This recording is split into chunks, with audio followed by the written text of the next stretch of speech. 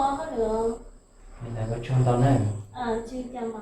Ê, lựa chọn này bớt dài à? Lý do bây giờ dạy đâu. Nhà này dài chỉ còn sau thì nó cứ mình được học được. Nên là mà. Cái tên nào mà tôi sợ hơn nữa.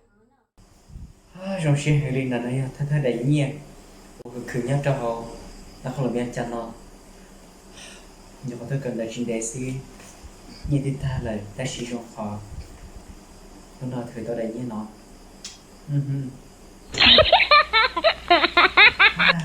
Thì nó chỉ tôi trai đó.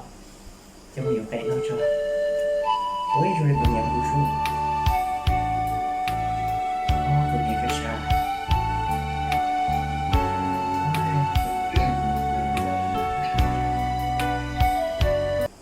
Hello, nè đó.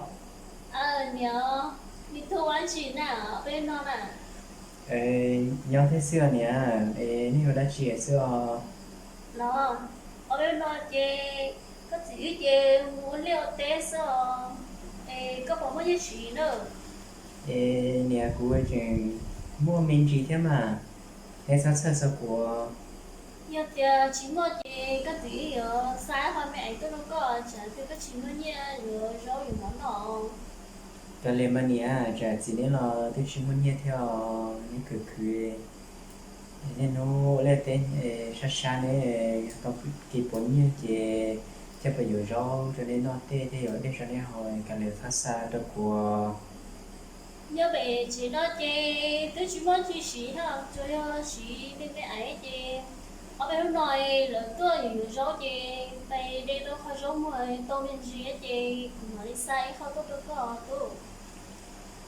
Cái lên mà nè nên cứ để tao rau rồi phải đọc bao chơi để có số tiền thở tao mình chỉ nhớ khởi chế cho nên taoอยู่nó sẽ ở xóa xa được của cũng chuyện số mình chỉ như theo.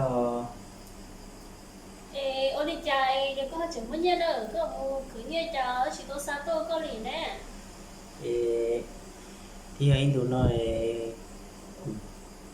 của chỉ cho xin nhé thế này thế là của nó bé thế thế thầu chỉ mua là của nó muốn chơi cái tên đó nó nói của nhiều của bé qua lại cho của nhiều tới kho là không có kho được của. Nó mỏ thế rồi lúc nó sao dùng chai để chỉ mua plau như tiền chỉ mua chị cái gì mà mua mẹ có một con nó từ rồi hay nữa. Nhà cũng thì giờ cái thứ nó thế thầu thì nó chỉ tàu chỉ mà mua cái phó chỉ giờ thì cái nó tại vì họ để cái thầu nó chỉ tàu mà là họ để lỡ cho quê mua lo cho họ lỡ cho xưa. Vì tôi có một để nói bé tôi bên thằng cái nó thế mi đi mi tàu thì gì cái này chỉ lấy xa tôi có nó liều. Nó lên tại cái này nhé quê nhân để chị mới trả lại nên nó cho nó nên cái khử chị mới trả nên nó cho thật tỏ của họ để nên có nhớ rồi nhé. Yo bé chị hả chị nhớ trong cái mà bé nó nói chị cảm ơn chị nhớ chị họ bé đêm chị rồi phải có đỡ sợ tôi chị quá chị đâu. Đợi sao mà để nè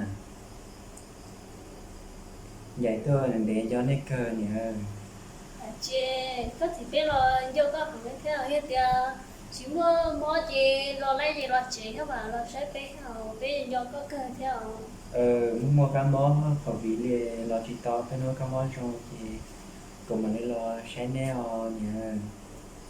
Tu chị ở đến đỡ thả đến đỡ do chị nó mỏ cho hết à sao dùng trái có gì để nó ứ chơi cái gì Ở Linda nhỉ.